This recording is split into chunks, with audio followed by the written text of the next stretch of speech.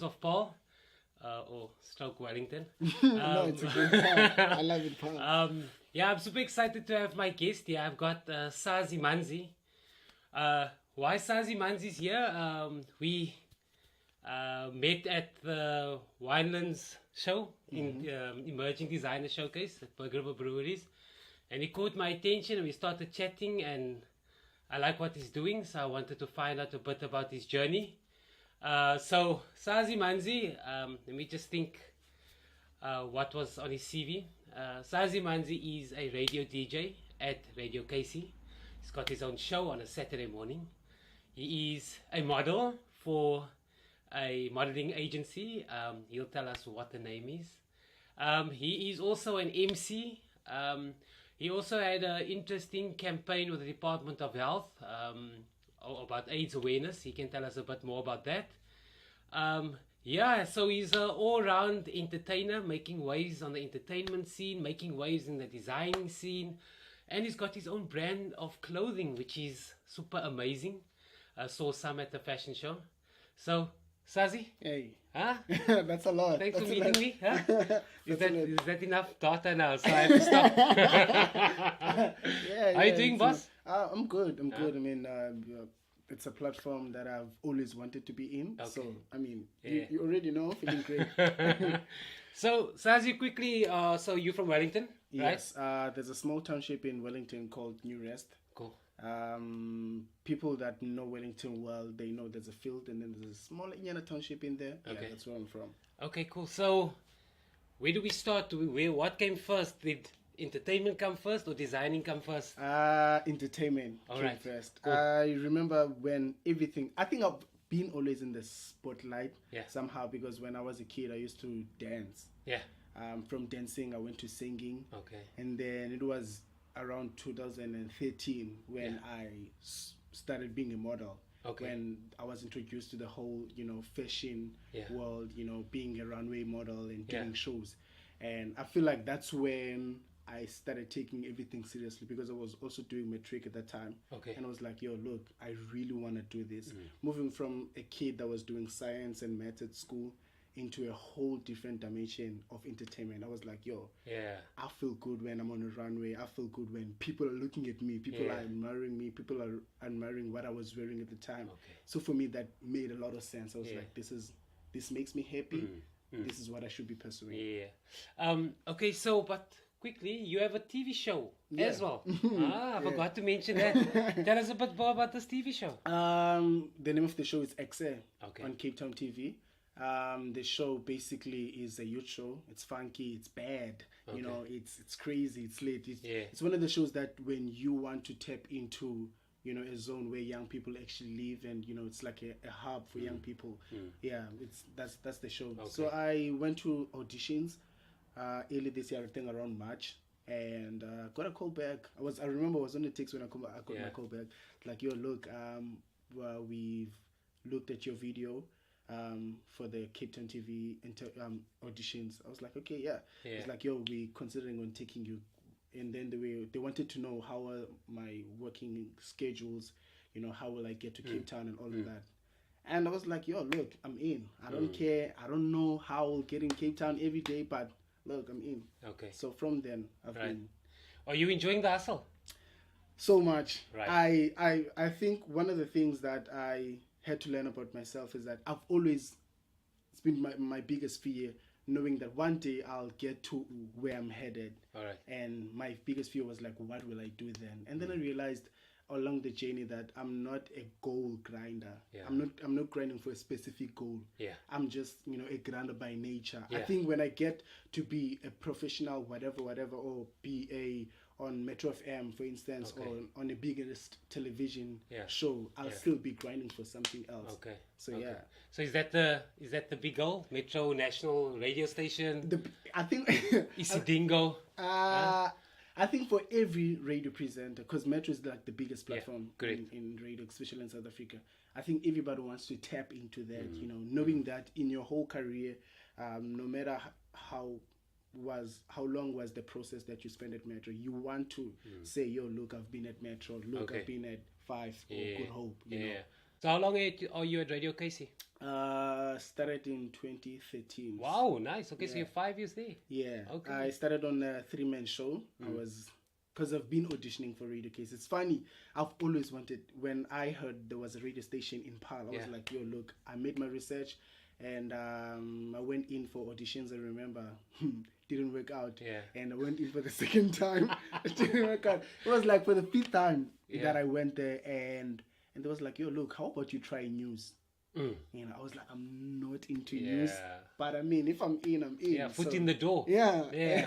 And then I did news for like 2 weeks, and then I was like, nah, this is something. That's one thing about me. I'll always love doing things that I'm into. I wasn't into the news, but I got introduced. I learned a lot with that 2 weeks that I spent. Yeah, it's a platform to start. And then I kept on. There was another audition. Then I went, and this one time I met this guy. He said it was at Radio Case. He was like, yo, look, I've been trying to tap. I was like, prove it to me that you want to be on my show. And so I've been sending him scripts for like a month, and then sending him voice notes of me presenting. At that time, I had no experience at radio and anything. So I would listen to other radio stations and try and take whatever I learned from that and put it into me. And then and one day he was like, yo, look, I'm going to give you a try for like a month. Nice, and man. Then if you survive that month, I was like... And then I lasted on his show for 3 months. After 3 months, I got my own show. Nice. And from there, it's just been growing, changing content, you know, producing the show, you know, engineering the show, script, writing the show. And right now, we're at Hits 107 with Sazi Manzi. Nice, man. No. Like I wanted to ask you, so how do you start your show? The DJ voice. Huh? I don't have a DJ voice. That's my thing. My show there's my favorite jingle. It'll be like, your jigger. Yeah, you know what I'm saying? And I'll be like, yo, ladies and gentlemen, welcome to another exciting episode of, you know, Hits 107 with Sazi Manzi, exclusive at Radio KC 107.7 FM. It's lit, it's crazy, it's mad, it's massive, you know, welcome to the party. You know what I'm saying? All right, pretty cool. much talk! You know what I'm saying? Okay, cool. So, I mean, but 5 years is quite some time to be on the radio. So I think right now, basically in anything that you do, I feel like Africa is the future. Yeah. I said this to somebody that was from... you know, the United States. I said Africa is the future. And to anybody that's from South Africa, I always say Paarl is the future. 100%. Yeah, I feel like Paarl is the future in the sense that, for real, like, if this is the best time to be from Paarl. Yo, you know, guy. This is the Say it best again. time. This is the best time to be from Paarl. Nice. Because for the first time, dreamers, you know, are actually doing something about their dreams. Goosebumps now. Dude, that's spot on. Dreamers are actually doing something. I'm not talking about myself only. Look at this platform. It's doing major. I was talking to a friend of mine. I was like, yo, look, I'm having an interview with the village guy, and I'm a little bit nervous about it. And I didn't know you were this famous. So I was like, oh, like, for real? Oh my God. I was like, oh, is that me? I'm like, hey. and I feel like a lot of people, like we're talking about designers, are doing the most right now. Guys, my eyes opened at that fashion show. It was like I had goosebumps for everybody. Wellington, Paarl, Stellenbosch, and I mean just that passion of those people was the designers now insane. Next level, world class. Everybody's working in their craft right now, and which I feel wherever I go, because sometimes when in Cape Town we speak with our friends like, yo, how's the industry in Paarl? I was like, this is the most. I feel like everybody's just awake right now. Everybody's just like, yo, look, this is what I love, and this is what I'm gonna be pushing for as long as I want. Anyway, I wanted to touch back onto that burger breweries. You know what I noticed? Like afterwards, I was there, I posted something, and what was eye-opening for me is like there are so many talented individuals working in silence. They're like they're doing their craft, they're working like you, like all the others. They work. You don't hear about them, you don't see about them, and then boom. When they feel they're ready, boom. Amazing. Everybody's into that. That's one thing I love about, you know, people that are working in silence, because there's most of the times you would find like look at my brand, a person that doesn't know me knows my work, which is the most important thing. I mean, I don't want to be known as, I don't want to put my lifestyle or how I live or who I'm with, what I'm doing online most of the time, because I want my work to speak. 100%. So I feel like every person wants that for themselves. You know, regardless of what you're doing, you want your work to show off.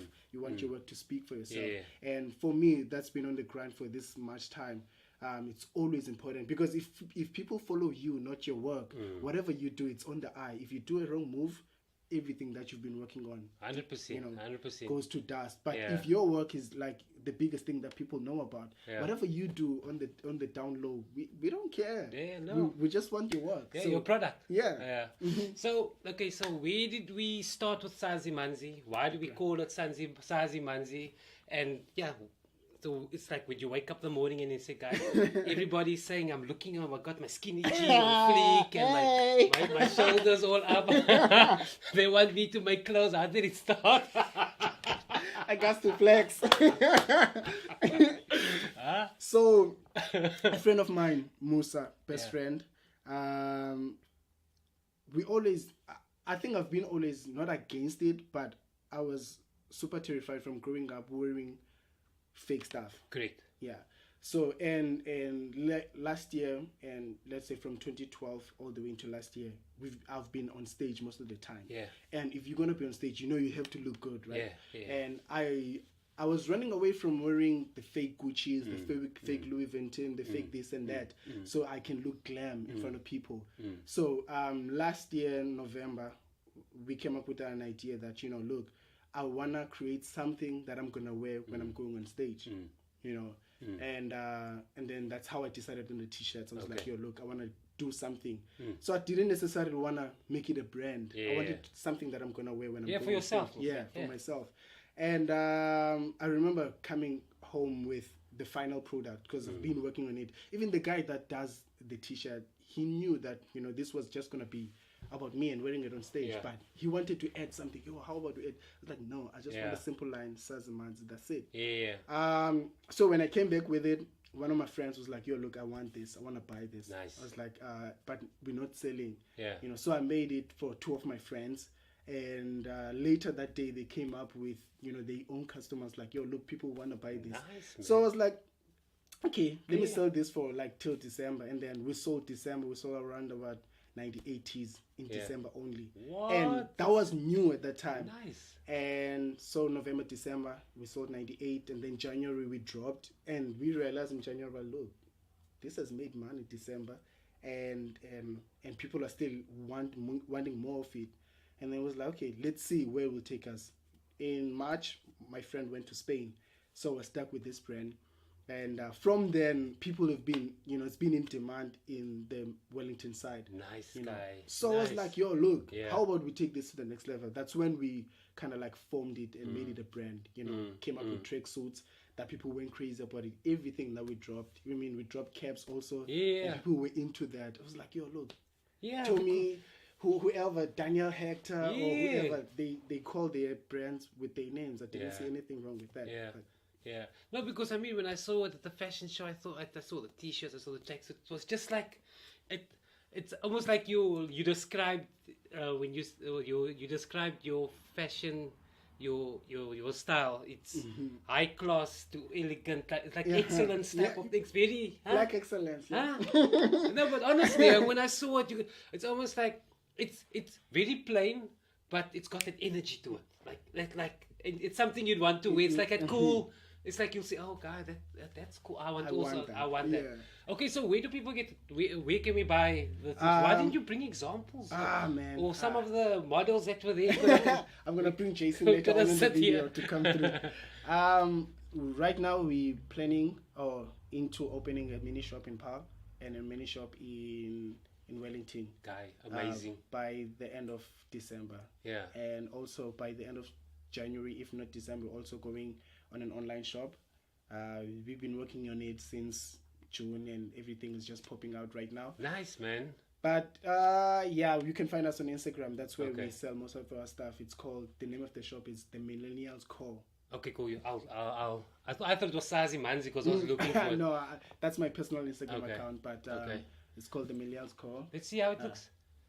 So why mustard? Do you like mustard? Mustard is, I think it's a season. This is the season. For people that don't normally follow trends, we love mustard to set trends. You know what I'm saying? Nah, nice dude. Hey. So simple, but no, Yeah. really, really My cool. thing is, you gotta own. It's so you gotta cool. own this whole thing. I'll just take the smaller chest piece. Yeah. And then the rest you can do whatever you want.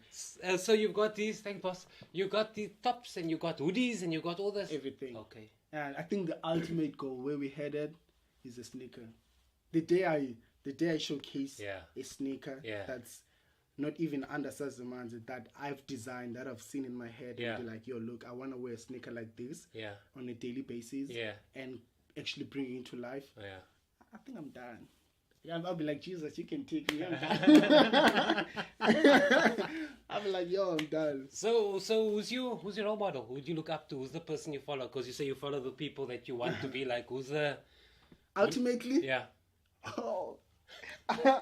I think ultimately Kanye. Okay. Okay. Ultimately, like I don't think there's been a great role model for me that's greater than Kanye, because I looked at where he come from. I look at his come up. I look at when he struggled to get stuff done. And I look at him, saying, yo, look, even because with my brand also, I've struggled with a lot of people trying to buy into my name, because where I'm from, I'm not about to wear your name, man. And I'm not about to let my girl wear your name. So it was a matter of that to me also. So some people took a lot of time to buy into me, because they felt like, yo, look, am I gonna wear another guy's name? Great. So I feel like me and Kanye have been in that part also.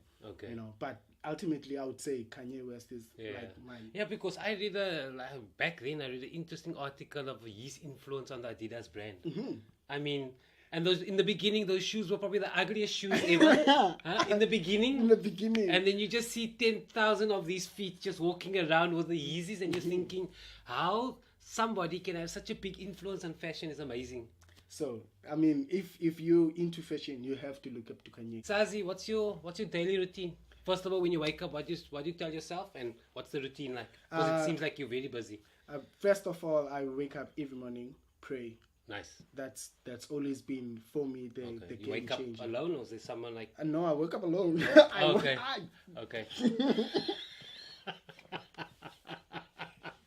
I'm just asking. Okay, like a single bed, like. No, it's double bed. All right, there's space for someone, but you're alone.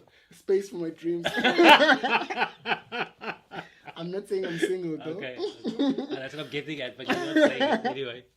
Anyways, first in the morning I pray, and I have these clips on my phone, motivational clips that I always listen to. Nice. Funny thing about this, I've heard them the rest of the year, but I would listen to them over and over, but every time I listen to them, there's something new I'm learning.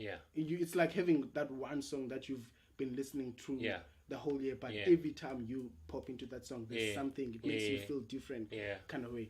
So I listen to these motivational things every morning, because every morning that's when you're best. And one thing that I've learned over the years, and I feel like anybody that's sitting at home watching this video should do, the first 30 minutes that you wake up, do not touch your phone. Because everybody, when they wake up, first thing you want to check what first thing I do in the morning, I make sure I do not touch my phone for the first 30 minutes. The last 30 minutes before you go to sleep are dedicated to you. Are dedicated to you. Reflecting to the rest of the day, reflecting to your dreams. Where are you? How far are you? And what's next from here? And in the morning, it's also should be like that. Getting up and be like, okay, cool. I have like 10 things that I need to scratch off my list today. How do I start doing that? Nice, dude. And yeah. Nice. So those are my things. But then you wake up, and then so what is it? You only Saturdays on Radio KC, or do you have? And you work at home in your studio with your things. Where do you make clothes? Mondays, I'm in the office. There's a cover campaign that I'm doing for Department of Health. Yeah, I want to ask you about that. Yeah, that's like national. Yeah, that's like the biggest. No, that's not the biggest project I've done this year, but it's one of the biggest projects I've done this year. Huh? Okay, that's good enough. Okay. Yeah, that's like the. I'm just asking because some municipalities don't get their salaries. That's why I'm asking. Do you get your? You get your pay? I'm sorry, I'm not part of those. Okay, good. So if Sazi Manzi had a billboard up on the N1, what would be on the billboard? Your message to the world. My message to the world, look, I think right now the street is the future. Right now, from the barbers, from the saloon in the living room, from people that are really, really changing the streets into businesses. I'm talking about the food carts. I'm talking about, the fruit carts. I'm talking about, I'm talking about all those people. I feel like we're the future. I feel like, I mean, 2018 alone, I've never seen a lot of women, bro, working this hard. Nice. I'm impressed. I was like, yo, look, a lot of women in 2018 have done it for me. I don't know how many makeup artists that were born this year. Yeah. I was like, everybody's into making their own money. Nice. And I was like, look, if I'm not doing it for myself, other people are doing it in and around me. So for me, find out what you're really, really, really into, and find a why. That's the most important thing. You need to have a why. Because I don't care how motivated are you, but you'll get tired. You need a why, bro. Somebody asked me, what's my why? I nearly thought you saying you must find yourself a wife. Oh. Okay. So you're saying why? I'm not into this business. Okay. Someone asked you what's your why? What's my why? I feel like I've said this before to a room that's small enough for me to feel comfortable when I'm about to say this. But at my household, I'm the first matriculant. Wow. And I live with a couple of people in the house, but I was the first one. Not that it was suddenly possible for me to be. 100%. Yeah. It was impossible for them because where we come from it was really tough. Yeah. And I look at every generation that came before me at my house and be like, yo, look, I understand your struggle fully because I also went through that. And everybody had to put their hands together in the family to make sure that, yo, look, one of us has to go through this. And when I made it, I was like, yo, look, my family, thank you. And in the house, I'm the first ever person to get a salary in a monthly base that's 10K and above.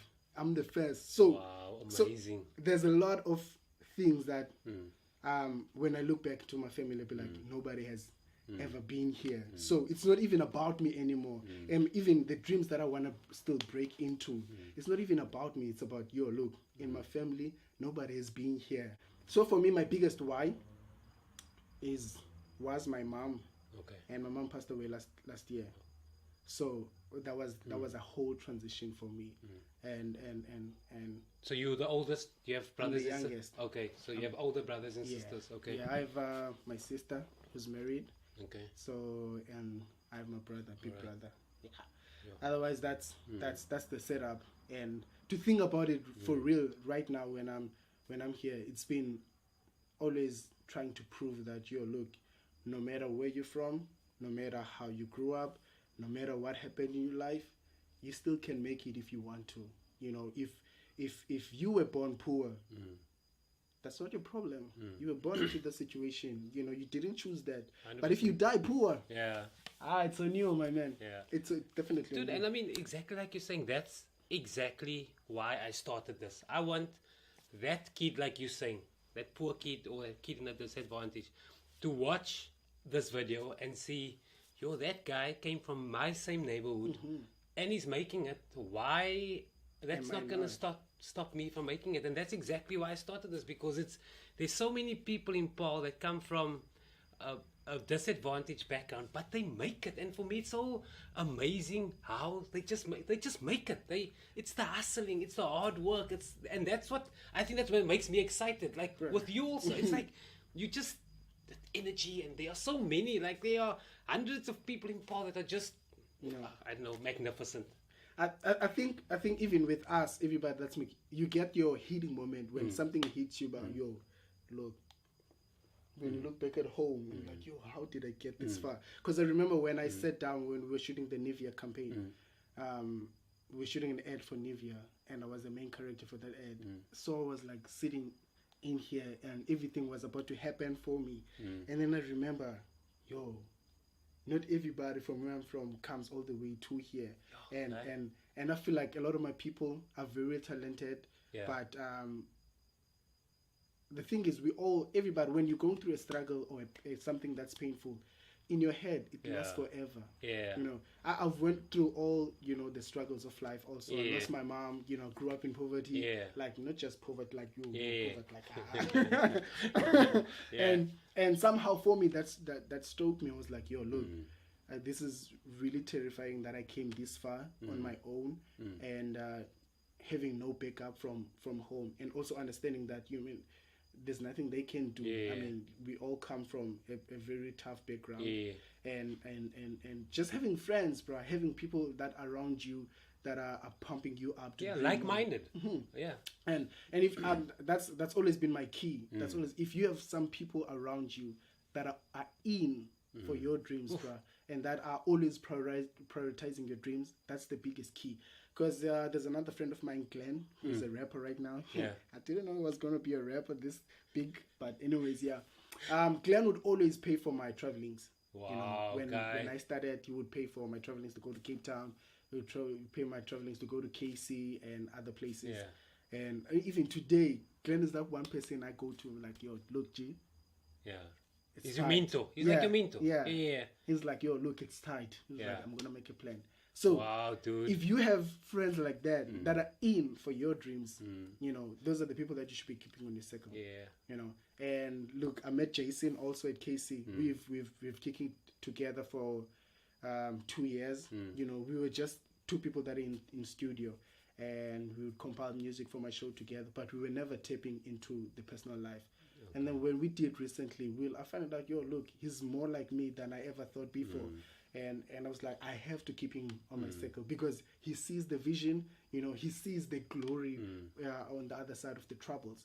And other friends that I've been keeping close, you know, my other close friend, that one that you've been trying to refer to. Oh, okay, on the other side of the beat.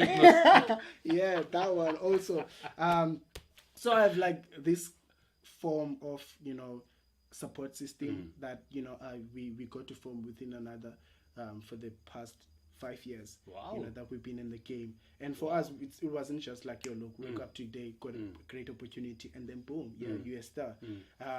You know, we had to go from scratch. You know, we had to make sure I remember this one time we said, yo, look, when everything is starting to happen, people are gonna see, and then people are gonna try and sometimes hate, and then sometimes really, really love on this thing. And what we decided on, whatever we do, the next generation, when they see it, you know, they need to understand that, yo, look, these guys come from scratch, come from the surface, and then they're making it big. So can we? So right now, that's what my tour is about. Okay. So I'm on a tour. It's called I'm On It, Mama. Okay. Because I feel like everybody is in it to say thank you, Mama. Oh, you know, Tupac. Yeah. So everybody's into it to say thank you, Mama. Because I feel like, especially from where I'm from, and also with culture-wise, black people mostly, if your kid wants to go out of school to do something that has nothing to do with, you know, being a teacher, being a doctor, being a this, being a that, you know, parents normally don't validate your dreams. Dude, it's not only in your culture. I think it's a general thing, because I mean, the people I speak to also, I always ask, did you go home and tell your mother you want to be an opera singer? And they say yes, and the mother just said, okay, but that's what you have to do. Some parents say you must first go study, but those are the people that I think, if they make that decision then, and there's no turning back, that's when they make it. So that's like the biggest form of also motivation. If you go back at home and say, yo, look, Mama, I want to do this, and your mama be like, oh, okay, how can I support? How can I put a hand in that? That's the biggest. For me, after matric, I went home and I was like, yo, look, Mama, there's a matric certificate. You said I should get this at least, and then I can do whatever. So when I brought that home, and she was like, okay, look, you know the situation at home, but we want to make sure we support you all the way. Okay. And for me, you know, that was it. That was it. And at first I thought, yo, look, how am I going to do this without, you know, financial support from the background? Of course, but that on its own was all I needed. I needed my mama to say, look, do this. You know, put your 100% in this. I remember sometimes I would go out of the house for like a week. Would have a gig, let's say in Cape Town, for, you know, for a certain weekend. Yeah. Now we have to spend from Monday to all the way into the Sunday in Cape Town because of rehearsals and everything. And I will always call it home. Like, yo, look, we're not gonna be coming home anytime soon and all of that. But when they accepted that, for me, that was it. So now I didn't have to call it home to explain stuff. Yeah, of course. I call it home. You're like, is everything okay? All right. And this one time, I slept at the train station. Yo. Yeah. Which one? Cape Town. Yo. Yeah, bro. Dude. I went to a gig in Cape Town. It was a fashion show that started on a Thursday. So I was there Thursday, Saturday, Thursday, Friday, Saturday. Obviously, I'm coming from a background where, you know, they can't give me money for transport. All these things, yeah. So this one time I knew I did not have. So what I did is the last train leaves at around about 7:15 from here. The show started at 11 all the way until 3 a.m. So I went. I was like, yo, look, I'm going to pack my stuff and I'm going to go. And then I went, go to the show and did the show. And then at 3, the show is done. Everybody's going home. And I packed my stuff. Good. Packed my stuff and then went to the train station. The first train from Cape Town back here is 4:30. So I had to sleep somewhere in the train station. I know. I know. That's, for me, that was when I realized it's not just me wanting this. It's like my whole being is into this entertainment thing. And it wasn't a matter of I want to stand on stage and be like, yo, what's up? I'm there, whatever. It was a matter of look, this is more like a calling, you know, for me. Because when I look back, there was nothing else I would do that for. So it was like, if I can do this for this, sacrifice, then there's nothing I cannot do. Yeah. And then from that day, I think it was 2014 when I slept at this train station. And somebody asked me when I tell one of my friends that didn't know the story, like, will you do it again now? I'm like, oh, first of all, I do have money now. Hold up. First of all, I do have money now. Yeah. But the lessons learned from it is the life lesson. Yeah. That's the biggest lesson in life. Wow. Amazing, dude. So if you can find something that you can do that for, you know, sacrifice or put your life in danger like that for. Yeah. Then for your dream. Wow. That's what exactly you should be doing. So what's the 5-year thing for Sazi Manzi? So of course you said big radio station. You said you're looking for the Sazi Manzi sneaker. Yay. The Yeezy of Wellington. Hey. So what's next? I just kick off my other career, being an influencer. Right. That's very new to me. It's like 3 months. Because there was this company called Manbox. They were looking for influencers. Yeah. And then I tapped into that and I ended up being on an ad for Nivea. Nice. And reviewing some Australian brands. Yeah. I'm not even to this, oh my God, beauty thing. That's not my thing. The guys that always say that are the ones that stand alone in front of the mirror. You know how awkward the first time they had to put makeup, they put makeup on my face at Cape Town TV. I was like, can't I do the show without this makeup thing? There's no natural on this thing. So yeah, I tap into that, and that's one of the things that I really want to grow. Okay. The TV part. Yeah, the TV part. I mean, being on screen, it's one of the things that I really want to grow. Okay. And if I go off air at Radio KC, I feel like I'm gonna be taking some other part. Okay. You know, just because I feel like I've never been in a platform where I'm this trusted. Yeah. You know, because my show is like 100% by me. The music I compile it myself. I produce it. I literally do everything. Yeah. You know, so I feel like that's my baby. Okay. And at some point, I'll have to grow. No, of course, you know? yeah. I'll have to grow into exploring, which is my biggest part in life. I want to explore. I want to grow into things. 5 years. Let's see, 5 years. 5 years in 2023, I think. Somewhere there. I want to be at Metro. Okay. Yeah. Nice. That's the dream. Metro. That's the dream. And for the Sazi Manzi brand? The brand by next year or that year, 2020, needs to be an SA Fashion Week. Straight. Nice, dude. Straight. Real talk, real talk. It has to be. Yeah. I mean, we're taking this thing seriously right now. No. Did you see us at the fashion show? Dude, that's why I said I mean, not only you, everybody, you could see these are professionals, guys. These are people that are doing it for their life. You know what I'm saying? Okay. So we don't need, this is the thing. People from Cape Town think they need Joburg to make it. and people from Paarl think we need Cape Town to make it. I mean, imagine if we had our own TV station in Paarl. You know, look around you. There's so many content to showcase on this side of the world. But now Cape Town TV has to move from there to come showcase here. Other bigger radio stations has to go from Cape Town to showcase like stuff that are happening in What's Paarl. stopping you from starting it? Nothing. Exactly. Nothing. Don't wait for other people, bro. Bruh, if I can sleep at the train station, nothing can stop me. I'm telling you. You have a camera, you have a room, you've got... That's all you need to start whatever you want to start. Yeah? We're doing big shows. Dude, tell me, so where do people get the Sazi Manzi brand? How can we buy it? Insta, Facebook, Twitter. Let's get it rolling here for the influence. Okay, for my personal Facebook account, it's Sazi Manzi. Right. You can find me there. You can inbox me. I'll definitely tap into things and, make sure that you get your stuff in time and delivered. Free delivery. That's what we're doing. That's the best thing about local brands. We deliver for you for free. Okay, perfect. And you can also find the shop. It's called the Millennials Core. Okay. On Facebook. We can also find us on Instagram, the Millennials Core, the shop. And obviously me on Instagram, Sazi Manzi. Simple. And you can also find me on Twitter. It's at _Sazi Manzi.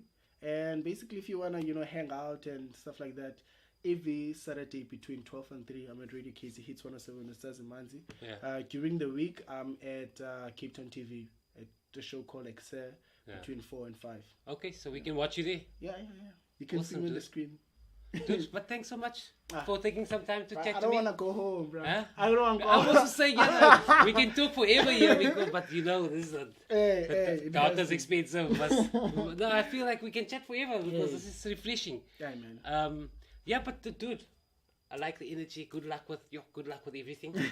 Thank you so much. You on that trajectory? Thank you so much. We have to be. Yeah. We have to be. No, but thanks so much, dude. Aye. It was fun. Yeah. Huh? It was nice. So as from your DJ voice, let's do the outro. Yo, what's up? You Come, let's do it. Hey, what's up, Paarl? What's up, Wellington? What's up to everybody that's watching this video? Mad shout out for you for supporting local businesses, local acts, local people. So we say shout out to you. Anyways, my name is Sazi Manzi. I'm hanging out with the village guy out here, man. It's been fire, it's been crazy, it's been mad as this shit. So it's peace and lovely things. Thanks, guys. I'm killing it.